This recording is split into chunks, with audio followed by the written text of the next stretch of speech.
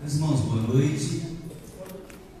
Saudamos também em nome do Senhor Jesus. Nós vamos continuar. E hoje estaremos falando sobre a sabedoria do menino Jesus. Esse é um tema que o menino Jesus tem sido abordado durante todo o mês.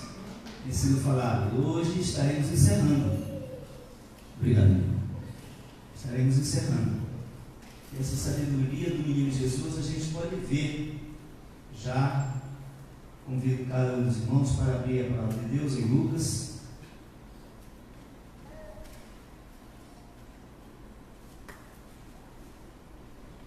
Capítulo 2, verso 41 ao 51. Como disse, é o último sermão da série.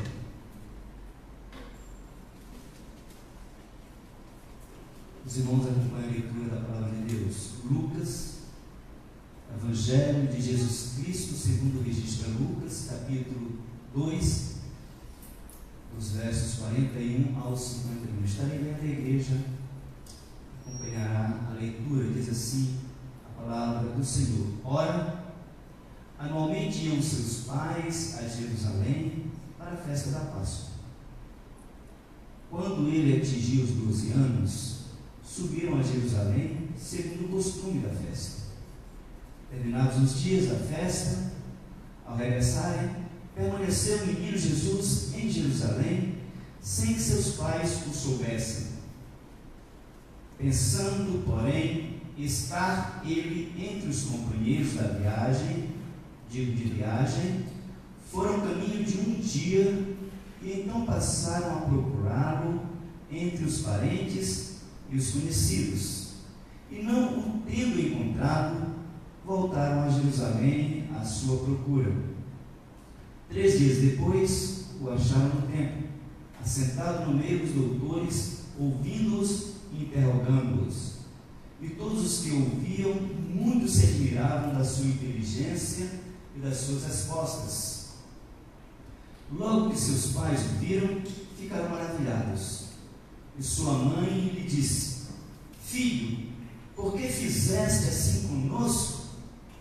Teu pai e eu, aflito estamos à tua procura. Ele lhe respondeu: Por que me procuráveis? Não sabeis que me cumpria estar na casa do meu pai? Não compreenderam, porém, as palavras que ele disseram.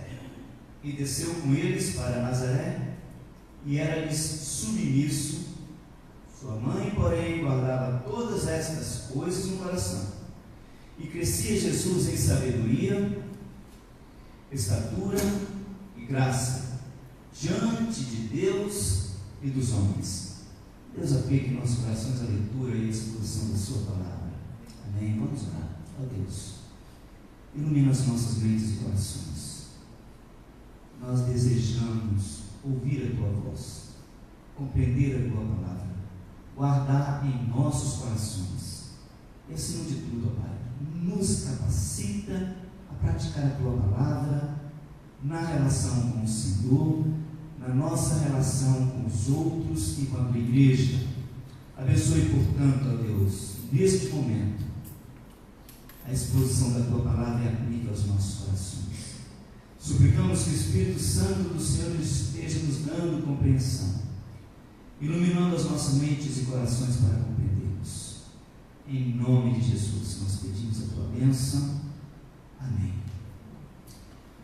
Amados, nós vamos, então, como eu disse, já introduzindo, foi distribuído para a igreja o nosso boletim de dezembro.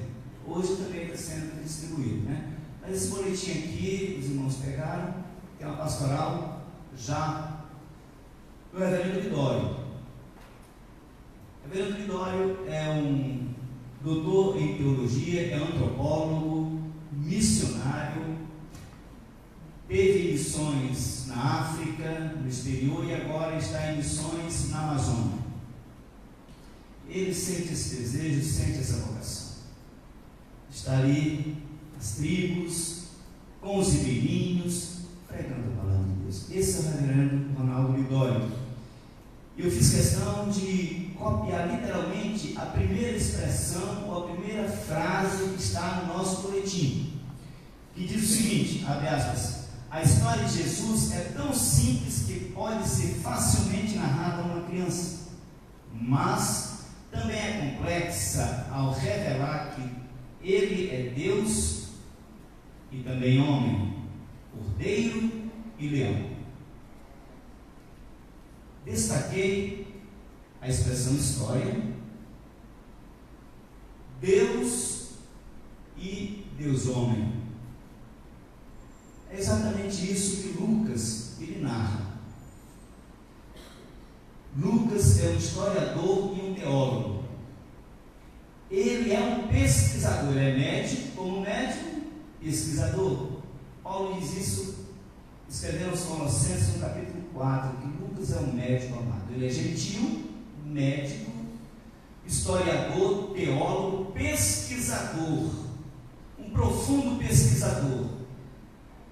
E ele, não tendo sido testemunha de Jesus, andado com Jesus, andou com o apóstolo Paulo nas viagens missionárias, porém ele narra acerca da história de Jesus. Como é que ele faz isso? Ele faz isso tomando como base o primeiro evangelho, que é Marcos. Como também ele pega algumas informações de Paulo e de outros companheiros de viagem, e ele começa então a montar a sua coletânea, fazer a sua pesquisa, tanto bibliográfica, com o evangelho de Marcos, como também de campo. As suas viagens missionárias, ele vai estudando e vai pesquisando, e ele compõe 2 livros, o Evangelho, e ele compõe também Atos dos Apóstolos. São os 2 maiores livros do Novo Testamento, os 2 maiores. Vocês mais Paulo escreveu muito, porém Lucas, ele está bem mais com escritos que Paulo. Pois bem, e Lucas ele narra acerca da história de Jesus. E tanto Atos como Lucas, o próprio Evangelho, mostra, ou é mostrado por Lucas, na perspectiva de o Deus encarnado. O Deus que veio na história, o Deus que tabernaculou, o Deus que se encarnou, o Deus que viveu como menino, o Deus Filho viveu como menino, foi educado como menino, cresceu como menino, viveu numa sociedade como menino. Somente Lucas, ele narra a história de Jesus diferente dos outros evangelhos. Por exemplo, capítulo 1 e 2, nós só encontramos em Lucas o nascimento e a infância de Jesus. Somente Lucas narra. O nascimento nós vamos ver os outros evangelistas narrando, mas Lucas não. Lucas fala de Jesus aos 12 anos.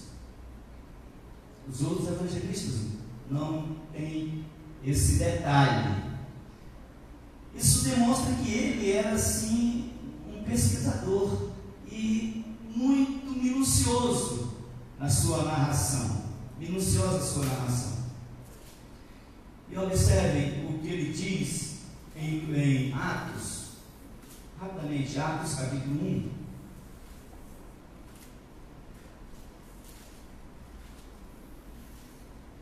Mostrando esse Jesus encarnado na história, Deus, homem, Deus plenamente perfeito.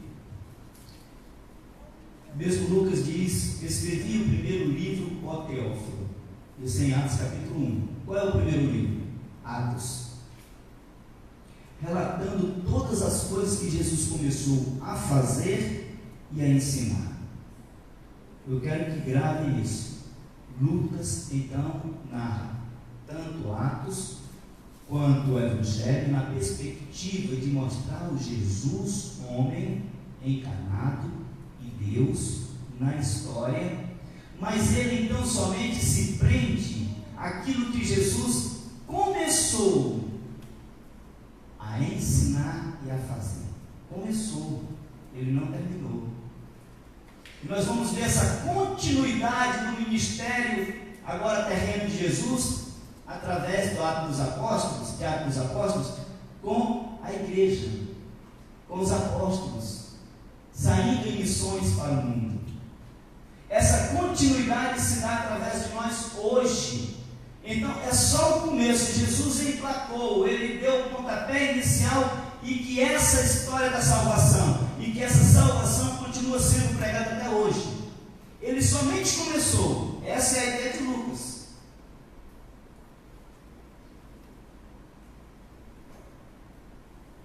Voltemos então para Lucas capítulo 1. Visto que muitos ouvem, capítulo 1, verso 1, que empreenderam uma narração coordenada dos fatos que entre nós se realizaram,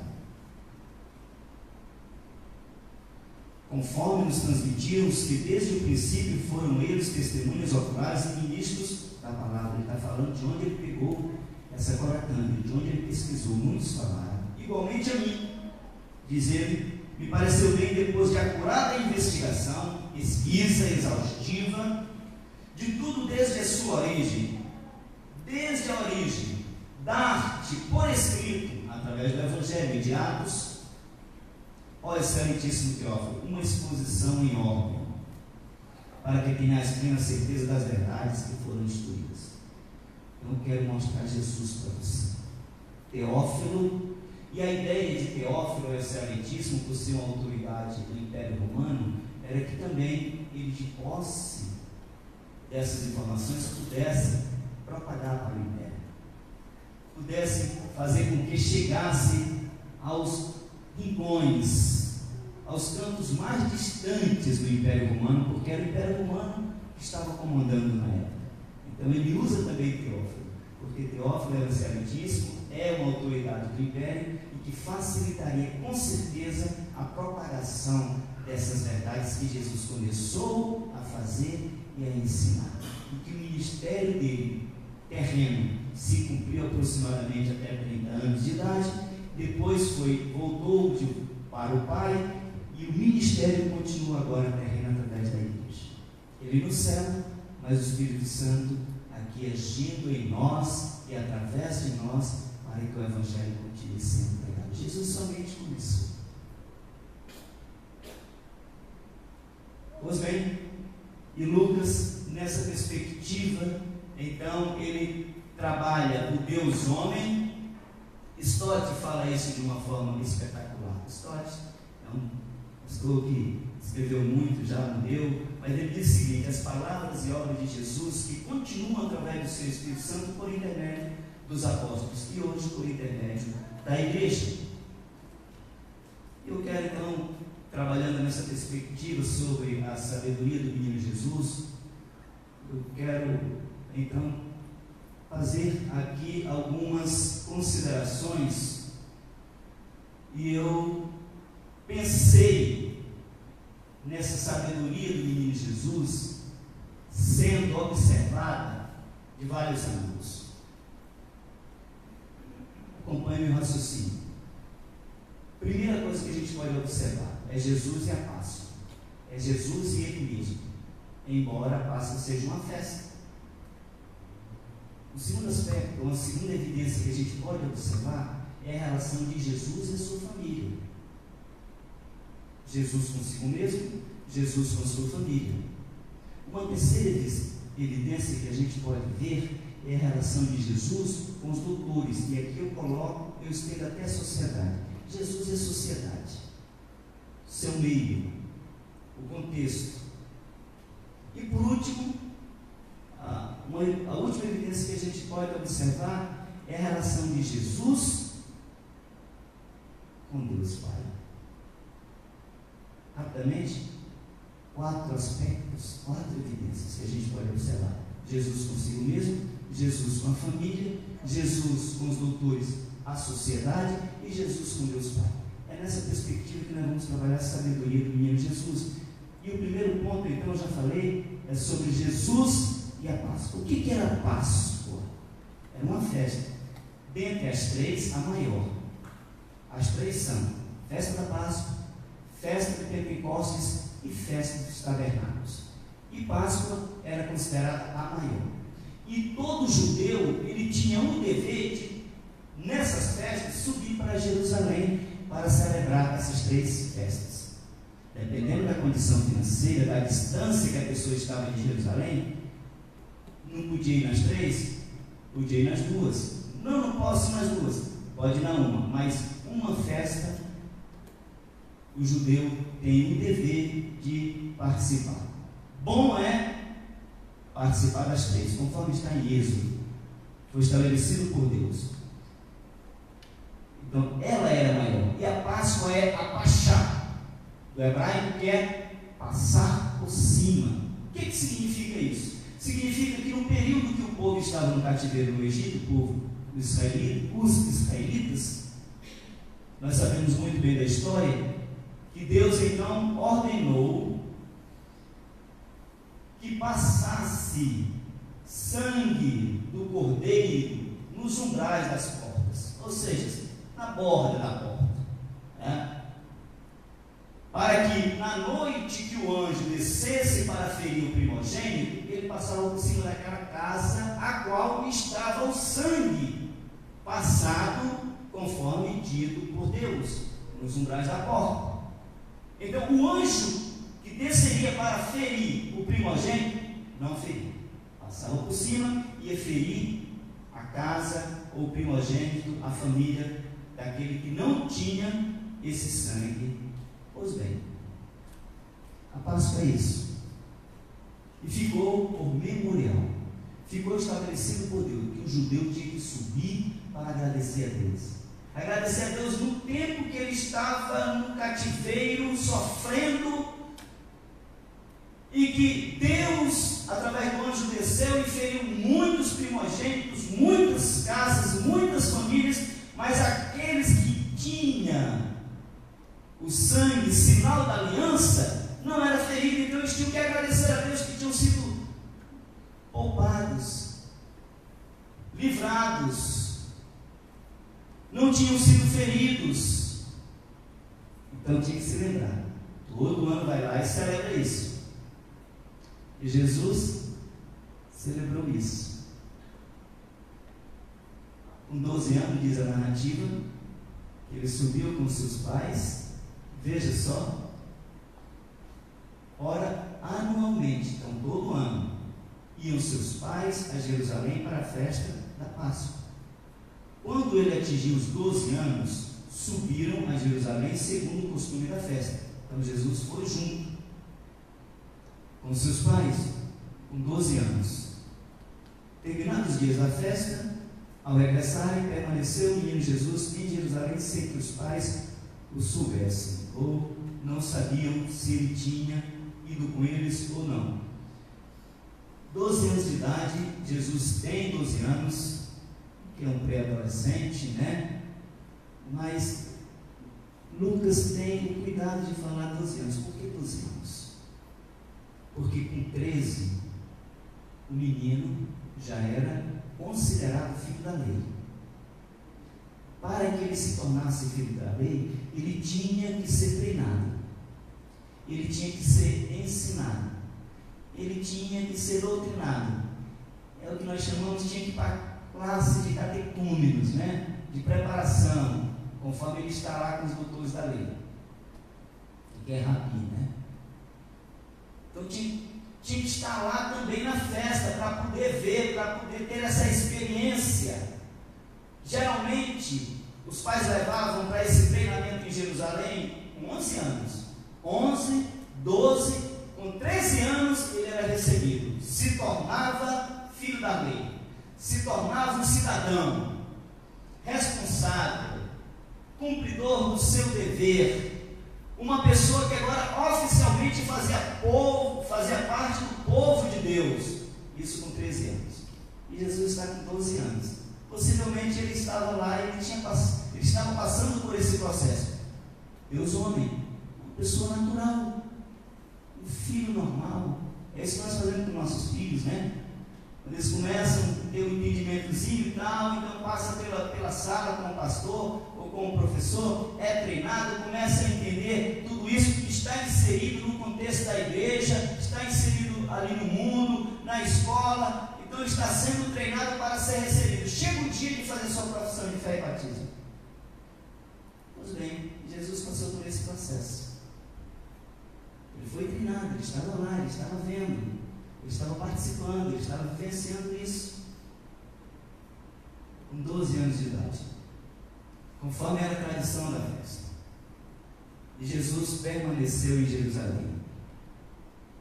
Essa é a relação de Jesus com a Páscoa. Mas nós vamos saber também, ou temos que entender também, que esse pachá, que esse passar por cima, apontava para Jesus. Porque Paulo diz, escrevendo aos Romanos, que Cristo é o Cordeiro Pascual. João Batista diz, apontando para Cristo, eis o Cordeiro de Deus que tira o pecado do mundo. Está falando da Páscoa. Cristo é a Páscoa. A segunda evidência que nós podemos ver é a relação de Jesus e a sua família.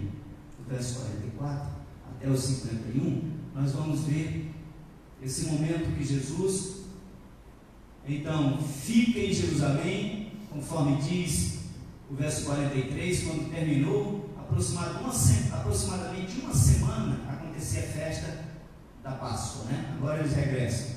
Quando eles regressam, Jesus fica. E é interessante que as mulheres iam com as crianças menores na frente, né? Daquele batalhão de gente voltando. Terminou uma semana de festa da Páscoa. Vamos voltando agora, vamos voltar para as nossas casas. E na ida, as mulheres iam na frente com as crianças menores e os pais iam com os maiores atrás. Mas era muita gente. Dezenas e dezenas de pessoas. Logo, Maria achava que Jesus estava lá atrás com José. E José, bom, não está comigo, deve estar com Maria. Ou então está no meio do povo. Vamos andando. Andaram um dia. De repente, vamos pensar que já era noite, as famílias reuniam. Vem cá, menino, vem cá. Na conferência faltou. Cadê Jesus? Não, e procurar. Está contigo, José? Não, tá. Não, vamos procurar com os amigos, vamos procurar com os colegas dele, né? Com as famílias. Fizeram uma busca ali e não encontraram Jesus. Então vamos voltar a Jerusalém, vamos atrás da menina. E ele vai junto. José vai junto, chega lá e encontra ele no templo, com os doutores. Mas nessa relação de Jesus com a família, quando Maria diz, olha, nós estamos aflitos, encontra Jesus, nós estamos aflitos, procurando você ficou. Aí ele diz, não, mas vocês não entenderam muito bem. Convinha estar na casa do meu pai. Não é que ele está sendo deselegante. Jesus não está sendo estúpido. Jesus não está desobedecendo. Pelo contrário, aqui mostra que Jesus é o Messias. Ele tinha consciência já da sua missão. Com 12 anos, ele tinha plena sabedoria, tinha sabedoria suficiente, consciência suficiente para saber que ele era o Messias. Só você não entendeu muito bem? Você me procurar em outros lugares.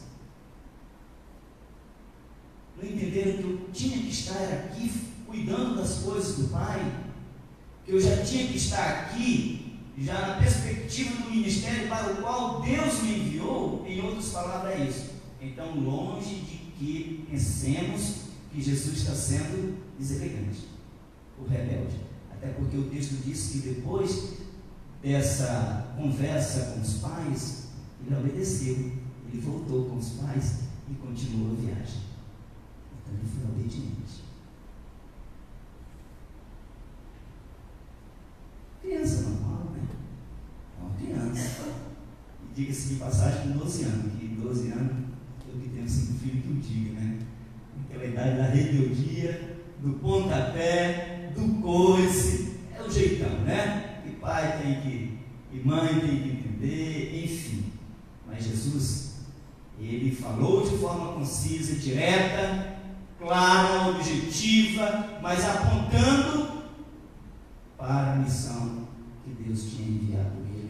mundo. Essa é a relação. Não foi encontrado entre os companheiros. Jesus está no templo, e aqui, Jesus no templo, e quando ele está no templo, e é bom que se diga que o templo, o prédio era muito grande, tinha nave, tinha o lugar do sacrifício, o lugar da adoração, tinha algumas dependências. Então Jesus é como se estivesse numa das salas, com os doutores ali na sala, como as crianças estão ali agora, lugar da discussão. E o ensino era assim mesmo, era afirmativas e perguntas, questionamentos. Tanto, aqui fala do doutor da lei, mas na verdade é o rabi que estava ensinando, tanto ele falava e questionava, como também os ouvintes, as crianças, no caso de Jesus, falava e questionava também. Então essa ida e vinda, né?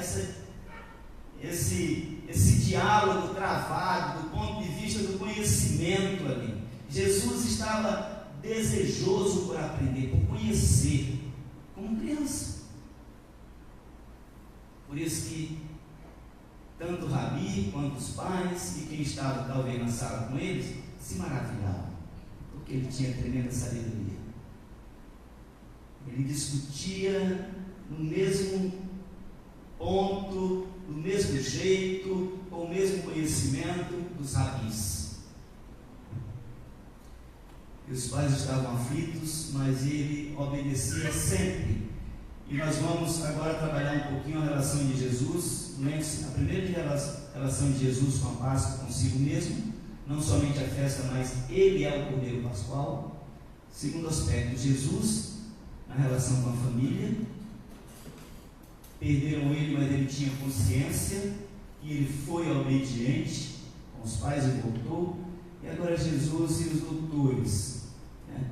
Nós temos que a discussão nada mais é do que tinha a Torá, que é o livro, né? E nós temos aí o Pentateuco, e onde eram porções que eram lidas, que eram discutidas e que eram ensinadas.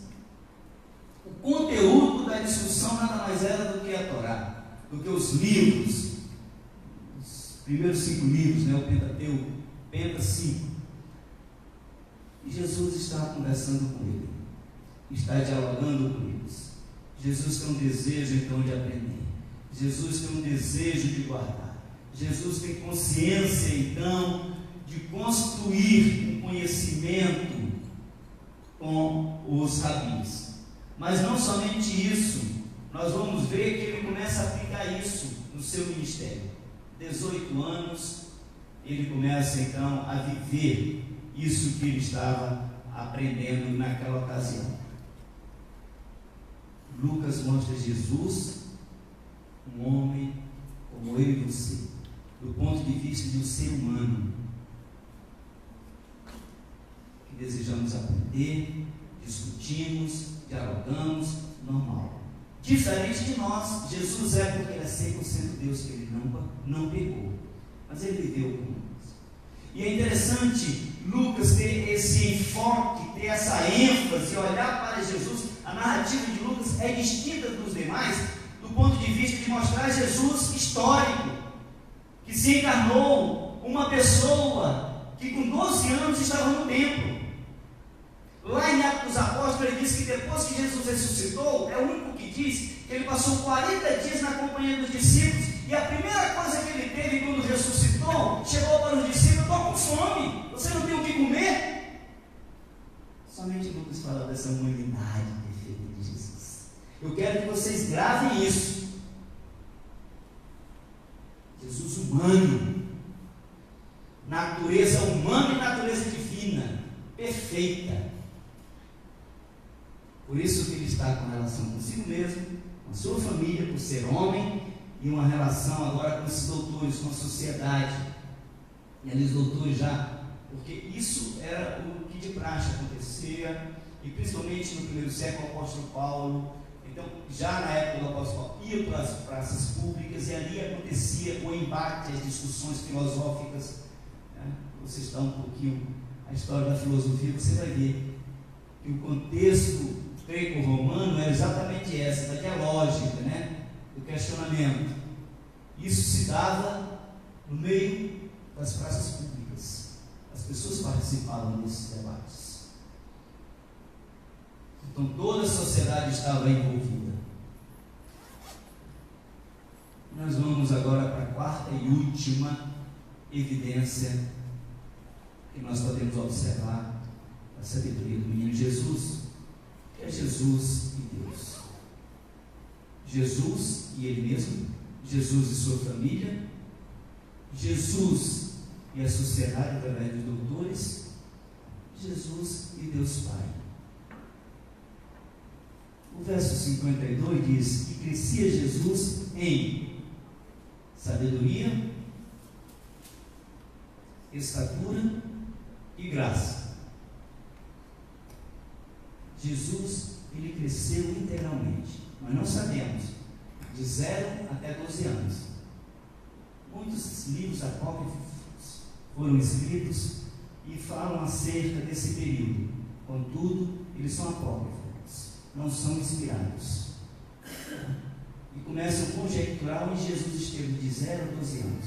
Como também de 12, somente com 30 anos que ele aparece para o batismo. Onde ele esteve nesse período? Começam a conjecturar também. Lucas, apesar de ser um historiador, um pesquisador, ele não está preocupado em falar de uma biografia literal, todos os detalhes de Jesus.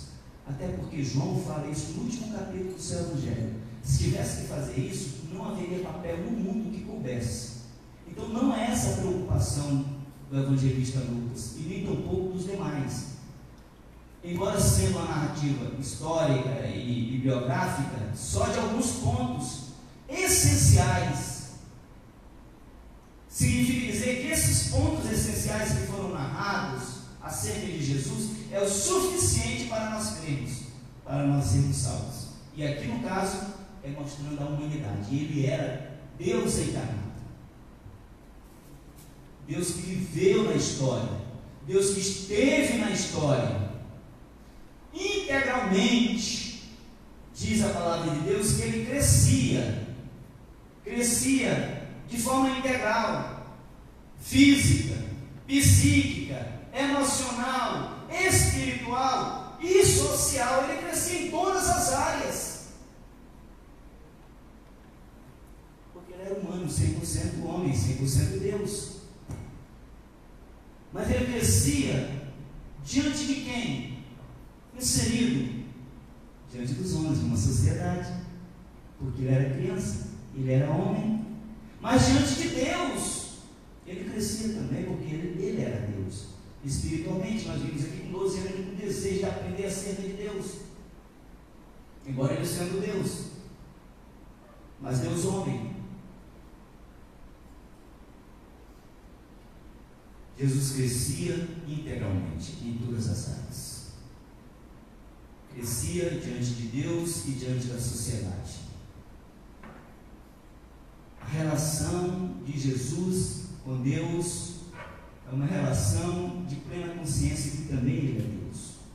A relação de Jesus com Deus é saber que Ele tinha uma missão, porque Deus amou o mundo de tal maneira que enviou o seu Filho unigênito, o único Filho, Jesus, para que todo aquele que nele crê não pereça, mas tenha vida eterna.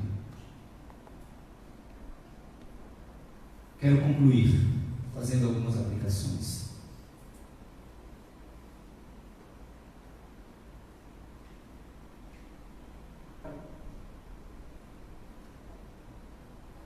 Jesus, com 12 anos, estava celebrando a Páscoa, a festa. Mas Ele é a Páscoa. Ele é o Salvador da sua vida. Ele é o Salvador de tudo que crê. Ele é a Páscoa. Não há mais nenhuma necessidade de matar cordeiro. Não há mais necessidade de pegar o sangue lá na sua casa, né, do cordeiro, e passar nos umbrais. Porque no dia que Jesus vier, voltar, Ele não vai ferir a minha casa. Não precisa mais disso, porque Ele já cumpriu tudo isso. essa festa apontava para Ele, o Cordeiro apontava para Ele. Ele é o Salvador do mundo, Ele é o Salvador da sua vida, Ele é o Salvador do seu esposo, da sua esposa, dos seus filhos, de toda a sua família. Creia nisso. Ele é o Cordeiro Pascual, Ele é o Cordeiro de Deus que tira o pecado do mundo. Segunda aplicação, a nossa responsabilidade com a nossa família. Papai e mamãe, você tem responsabilidade com o seu filho, de fazer com que ele cresça como Jesus cresceu em todas as áreas: emocional, afetiva, espiritual, física, dando duro para trabalhar e manter o seu filho para que ele possa crescer, desenvolver. É responsabilidade sua educar nos caminhos do Senhor, orar com Ele, por eles, ler a Bíblia com eles, trazê-los aos domingos, nos dias de trabalho, de atividades da igreja. Ensina o seu filho, porque Jesus estava com uma família lá no meio, estava vivendo isso, estava aprendendo, é didático. O seu filho vai aprender, com certeza. Ensina a criança no caminho que deve andar, porque depois de grande não se desvia. É o maior privilégio do papai e da mamãe. Não é somente dar uma faculdade, dar um carro, dar um apartamento, que muita gente faz isso. Nada contra, se tiver condição, dê mesmo. Mas acima de tudo, e em primeiro lugar, antes de qualquer coisa, apresente Jesus e dê Jesus como Salvador para o seu filho. Essa é a missão primeira do papai e da mamãe, e é o maior privilégio. Pela graça de Deus, eu já tenho 5 filhos, né? 2 netos, e Deus tem nos abençoado. Temos muitas lutas, muitos desafios. Estamos agarrados ali, pegados até hoje, mas amém. É um privilégio muito grande. Nossa responsabilidade também quanto à nossa missão. Jesus tinha consciência da sua missão como Salvador, e ele veio, cumpriu e obedeceu todas as regras da lei. Era costume, a festa. O pastor Jones falou nos domingos anteriores que ele estava ali, ele cumpriu a lei, literalmente, só que a lei não salva, porque apontava para ele. Essa consciência dessa missão Jesus tinha, e você tem consciência também que agora você deve, primeiramente, pastorear o seu rebanho mais próximo, que é a sua família, pastorear o seu amigo lá no trabalho, pastorear o seu amigo lá na faculdade, na sociedade, onde você estiver. Essa missão tem que estar muito clara, e a mensagem é simples, não precisa ser teólogo, precisa dizer: Jesus te ama, e ele veio, viveu, e como homem, só era possível essa salvação ser comunicada, ser aplicada a nós, se houvesse um Deus homem. Jesus fez isso para se identificar conosco, para cumprir a vontade do Pai, para derramar sangue. É essa mensagem que você fala, é essa missão que você tem, fazer discípulo. A nossa responsabilidade quanto aos nossos projetos diante da sociedade. É que eu quero destacar o seguinte: não é pecado você estudar, não é pecado você trabalhar, não é pecado você fazer concurso, crescer, nada disso, porque Jesus crescia em conhecimento. Era filho de carpinteiro. Nós temos Jó, que é um homem muito rico, né? Temos o rei Davi, homem segundo o coração de Deus. Temos José como gestor, quando ele foi levado, né? Então nós temos tudo isso. Neemias, Esdras, gestores de Moshe. Nada disso é problema. O problema é que nós temos quando essas coisas ocupam lugar primeiro no nosso coração.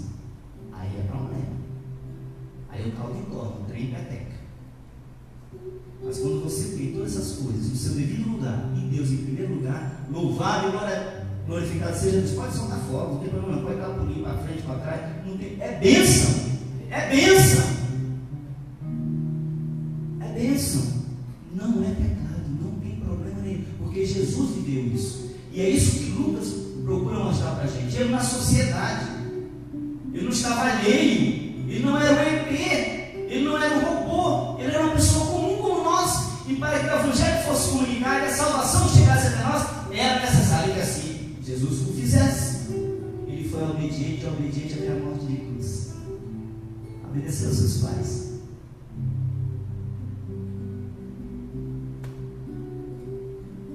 Sonho, projeto. Estamos num período que estamos já projetando, fazendo avaliação do ano que passou, corrigindo alguns erros e melhorando o nosso projeto para 2019. Amém. É assim mesmo. A vida continua. Não é pecado, mas faça isso primeiramente. Deus em primeiro lugar. E a última coisa que eu quero aplicar: a relação de Jesus com Deus, a minha relação com Deus, a minha devoção com Deus, a minha dedicação a Deus, a minha entrega a Deus. O que eu tenho feito? Qual o tempo que eu tenho tido para a minha devocional, para os trabalhos da igreja, para o ministério, para o dom que Deus confiou a mim? Será que eu estou desenvolvendo? Será que eu posso chegar para o pastor, para o presbítero Danilo, para o presbítero Eudes, para os líderes da igreja, para mim, só pastor, eu estou aqui, estou pronto, meu irmão Wade, meu irmão, eu estou pronto. Eu não sei onde que Deus quer me usar, mas eu estou pronto. Eu quero que você me ajude. Aí o Wade, o Danilo, o pastor Jones, vamos caminhando. Com você daqui a pouco, opa, está assim. E orando. Ah, não, é aqui que eu vou servir a Deus.